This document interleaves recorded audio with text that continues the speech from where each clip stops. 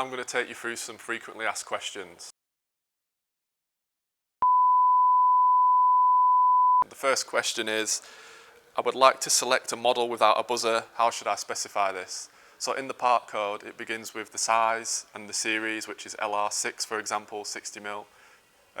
The amount of segments, which could be 1 up to 5. The voltage, 0 to normally for 24 volt DC. Then we've got the PJ, which is the mounting, or WJ, for example. And then after this, we have the N or the B, which will be for N without buzzer or B with a buzzer, and then the colour.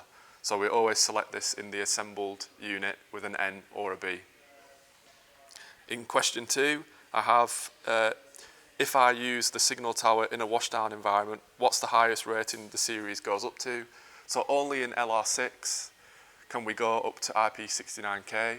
You'd be able to determine this because the part number ends in FB295, and in all the modules and parts, this part should be specified with this number FB295, and this resembles that it's IP69K and that it's washed down.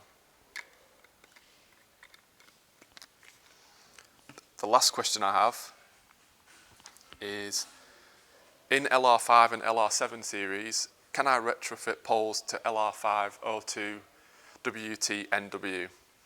So I have this part here, which is the WT version. It basically is a module.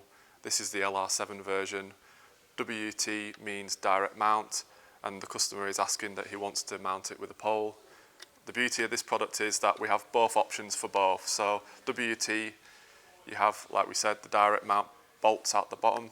If we open up the bottom, you can see there's still the option to mount it with a pole as well.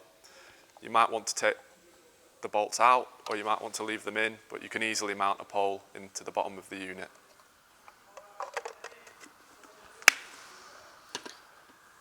And the last question is, where can I buy these products from? Well, they're all in stock with LC Automation, so why not take yourselves over to the website or give them a call.